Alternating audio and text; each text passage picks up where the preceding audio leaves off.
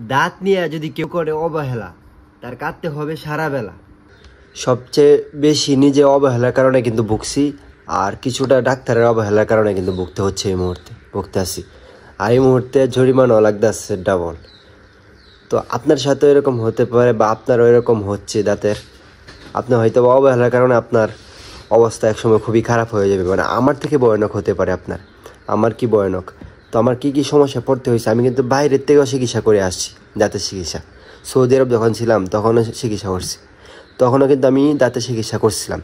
ওই সময় কিন্তু আমি মানে ডাক্তারের কাছে অবহেলিত হয়েছিলাম, বুঝছো। আমার কাছে আর কি যে কার্ডটা সরকারির সেটা ছিল, সেই কার্ডটা নিয়ে কিন্তু আমি গেছিলাম।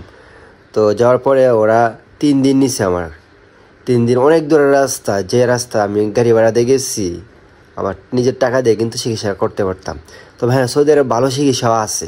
পরবর্তীতে দাঁত স্কেলিং যখন করাইছিলাম তখন বুঝতে পারছি যে কতটা ভালো আছে ডাক্তার, অনেক ভালো ডাক্তারও আছে সৌদি আরব। তো কিছু অবহেলার কারণে হয়তো নতুন ডাক্তার ছিল, আমার দাঁতগুলো মানে একটা দাঁত ফেলানোর মতো ছিল না, ভালোই ছিল। মানে চেষ্টা করলে ফিলিং করতে পারতো তারা, সেটা ফিলিং না করে তুলে ফেলে দিছে একটা। আর একটা এরকমভাবে ফিলিং করছে 1 সপ্তাহ পর অটোমেটিক্যালি ফিলিং ওইটা গেছে। তো এরকম একটি অবস্থা। তো ছোটোবেলা অবহেলার কারণে অবস্থা খারাপ হয়ে গেছিলো। যাই হোক, যেহেতু অবহেলা করছি, বুক করতে হবে, বুক করছি। তো ব্যথার কারণে কিন্তু গেছিলাম হাসপাতালে।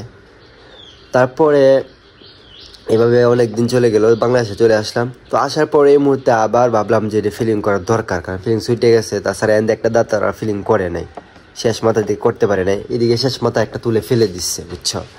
আর এই জায়গায় একটা ছোটোবেলায় নষ্ট হয়ে গেছিলো, এটা ফেলে দিছি।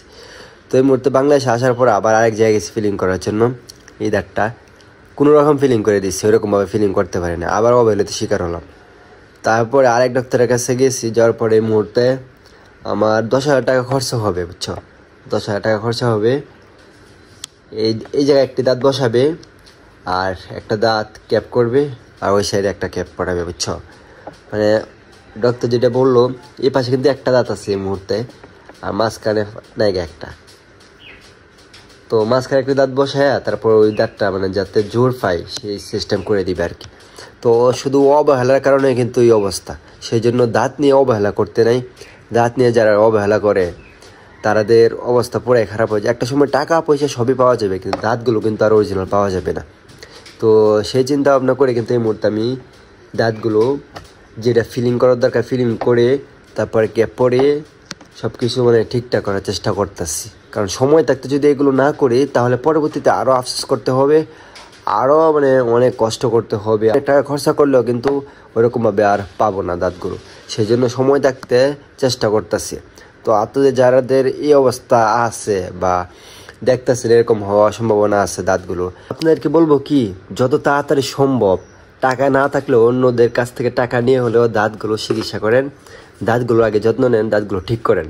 না হলে কিন্তু আমার থেকে বেশি আফসোস করতে হবে আপনার, ঠিক আছে।